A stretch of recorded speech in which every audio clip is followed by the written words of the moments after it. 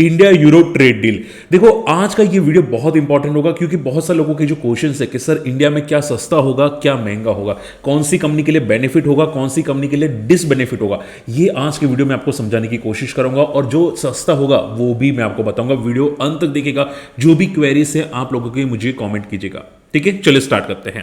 देखो आज मार्केट सबसे ज्यादा पॉजिटिव था बिकॉज इंडिया यूरोप की ट्रेड डील होती हुई दिखाई दी और इसको नाम दिया गया mother of all trade deals. ठीक है, आप यहां पे डेफिनेटली पढ़ सकते हैं, जिसमें यूरोप के जितने भी प्रोडक्ट्स इंडिया में आते हैं उसमें टैक्स जो होता है, जो बाहर से बोलते हैं ना ड्यूटी होती है, उसको ऑलमोस्ट जीरो करता हुआ दिखाई दिया। हालांकि जो अभी कार पे है उसको 40% किया गया है, जो पहले 110% की थी, लेकिन वो आगे घट के करीब 10% या इवन शायद जीरो की जा सकती है। यानी कि मर्सिडीज, BMW, ये जो भी बाहर की जो प्रोडक्ट्स है, जो गाड़ियां हैं, वो काफी सस्ती हो जाएंगी। और अभी के लिए मैं बात करने जाऊं तो कम से कम 25 से 30 लाख, यस 25 से 30 लाख यहां पे गाड़ियां आपको सस्ती होती हुई दिखाई दे सकती है। ठीक है, और इंडिया से भी जो यहां पे प्रोडक्ट वहां पे जा रहे हैं वो ऑलमोस्ट जीरो हो चुके हैं। ठीक है, तो जो कंपनीज को बेनिफिट होगा डिसबेनिफिट होगा वो आपको यहां पे बताने की कोशिश करूंगा, तो वीडियो अंत तक देखेगा। ठीक है, और अगर चैनल को फर्स्ट टाइम विजिट करें, भाई ऐसी इंफॉर्मेशन मार्केट में कोई नहीं देता। गोल्ड, सिल्वर, हिन कॉपर, वेदांता, बहुत सारी मैं केस स्टडी बना चुका हूं ओला सभी लोगों पे। ठीक है, आप जाके जरूर चेकआउट कर सकते हैं, हमारी वीडियो के अंदर आपको डिटेल्स मिल जाएगी। और अगर हमारी कम्युनिटी में आना चाहते हैं, अकाउंट ओपन कर सकते हैं। अकाउंट ओपनिंग की लिंक आपको वीडियो के डिस्क्रिप्शन कमेंट्स में मिल जाएगी। ठीक है, चलिए स्टार्ट करते हैं। ओके, सबसे पहले इंपॉर्टेंट बात यहां पे होता हुआ क्या दिखाई दिया, जैसे कि आप देख सकते हैं इंडिया यूरोप की ट्रेड डील होती हुई दिखाई दी, जिसमें नो बोलते हैं ना फ्री ट्रेड एग्रीमेंट। ठीक है, यानी कि कोई भी ज्यादा टैक्स नहीं लेगा। ठीक है, इसमें सबसे बड़ा इंपॉर्टेंट अपडेट आया है यहाँ पे गाड़ियों पे। गाड़ियों पे पहले 110% का टैक्स लग रहा था, जो घट के 40% कर दिया और आगे जाके 10% किया जा सकता है, जैसे कि आप यहाँ पे पढ़ सकते हैं।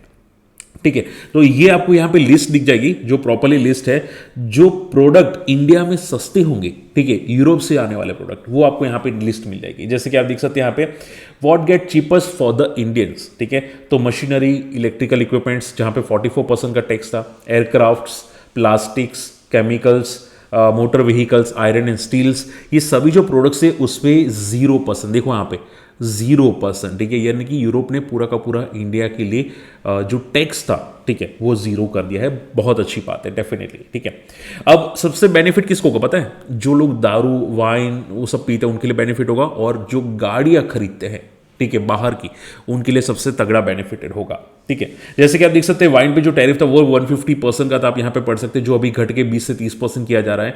बियर पे 110% का था, जो 50% किया जा रहा है। ठीक है, वेजिटेबल्स पे 40, वेजिटेबल ऑयल्स 45% था, जिसको 0% किया जा रहा है। तब अगर हम लोग यहाँ पे फोर व्हीलर्स की बात करें, ठीक है, तो मर्सिडीज सी क्लास की जो प्राइस यहाँ पे दिखाई दे रही है, ये एक्सपेक्टेशंस है। ठीक है, आप डेफिनेटली क्रॉस चेक कर लीजिएगा।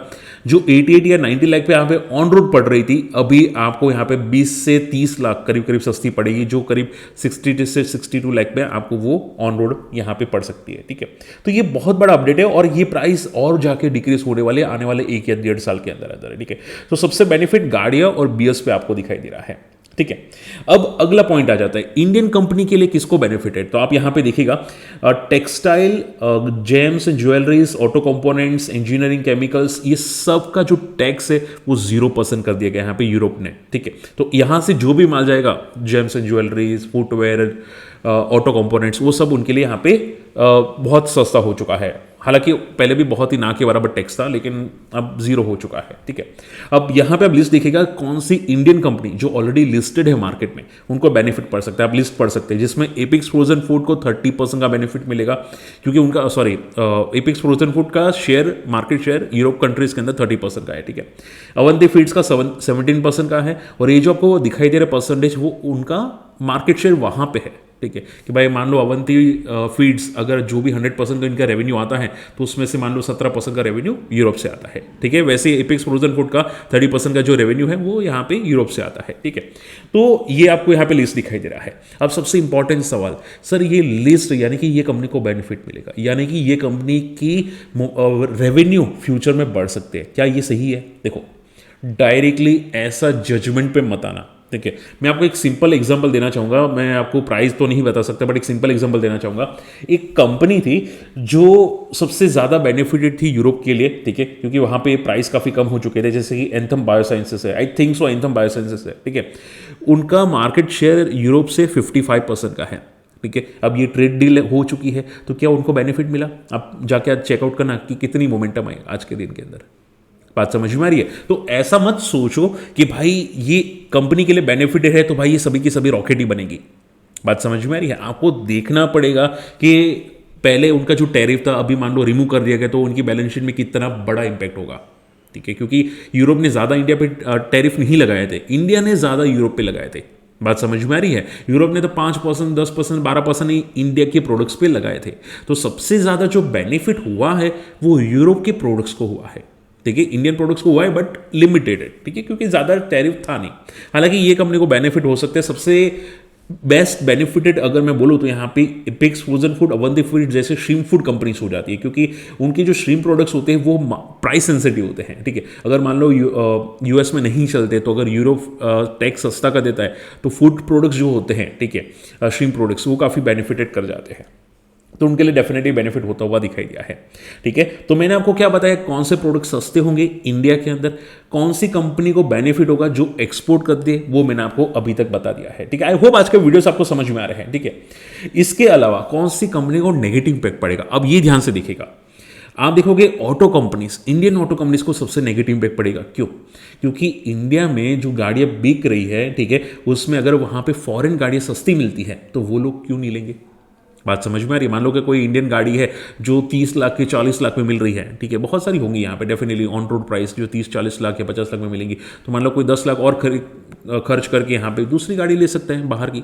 ठीक है, मर्सिडीज़ की मान लो लोअर प्राइस वाली वेरिएंट ले सकता है, या फिर दूसरी और कोई गाड़ी ले सकता है, BMW वगैरह वगैरह। ठीक है, वॉक्स वगैरह जो भी है। ठीक है, तो इन शॉर्ट में उनके लिए नेगेटिव इंपैक्ट पड़ता हुआ दिखाई दे सकता है। एंड बाकी अल्कोहल कंपनीज के लिए डेफिनेटली, ठीक है, यानी कि अल्कोहल कंपनीज की जो हैवी प्रोडक्ट्स होंगे, United Breweries, Radico Khaitan, like blenders, ठीक है, ये सभी के जो हैवी प्रोडक्ट्स होंगे उनके लिए यहाँ पर डेफिनेटली प्रॉब्लम आएगा, क्योंकि बाहर के प्रोडक्ट्स सस्ते मिलेंगे। ठीक है, तीसरा हो जाते हैं ऑटो कंपोनेंट कंपनीज। ठीक है, लाइक सोना, BLW, मदरसन, बॉश जैसी कंपनी को नेगेटिव इंपैक्ट पड़ता हुआ आपको दिखाई दे सकता है। ठीक है, चौथा आ जाता है MSME, जो कंपनी स्टार्टअप है इंडियन मार्केट के अंदर। ठीक है, जो मार्केट को ग्रो कर रही है। अब मान लो बाहर के प्रोडक्ट सस्ते आ जाएंगे तो शायद हो सकता है कि भाई इतना प्रोडक्ट ना बिके उनका। ठीक है, तो ऐसा भी माना जा रहा है। तो शॉर्ट एंड सिंपल में इंडिया के लिए थोड़ा सा पॉइंट ज़्यादा नेगेटिव है। हालांकि आप पूछे कि सर तो फिर इंडियन मार्केट क्यों जम करता हुआ दिखाई दिया, वो रीज़न ये था कि काफ़ी पहले तो गिर रहा था लगातार, इसकी वजह से एक पुल बैक था, एक्सपायरी थी। और तीसरा सबसे मेजर रीजन कि यूएस ने इंडिया पे जो टैरिफ लगाया था वो 25% थोड़ा कम कर दिया गया है। ठीक है, जो आप यहां पे पढ़ सकते हैं। बात समझ में आई? तो शॉर्ट एंड सिंपल में हालांकि बोल सकते हैं कि भाई इंडियन कंज्यूमर के लिए पॉजिटिव होगा जो कंज्यूम करते हैं बियर्स एंड गाड़ियाँ, बट जो कंपनीज है या MSMEs होंगी उनके लिए थोड़ा सा नेगेटिव हो सकते हैं, थोड़े से झटके उनके लिए आते हुए दिखाई दे सकते हैं। बाकी ये डिटेल आपको कैसी लगी मुझे कमेंट में ज़रूर बताएगा, और अगर वन शॉट आंसर करो तो पैनिक का सिचुएशन इतना ज़्यादा नहीं बनता। इंडियन मार्केट के लिए, इंडियन कंपनीज के लिए जो भी है अभी के लिए तो थोड़ा बहुत पॉजिटिव ही दिखाई दे रहा है, क्योंकि जो ट्रेड डील होगी वो इन शॉर्ट में पॉजिटिव ही हम लोग मान के अभी के लिए चल सकते हैं।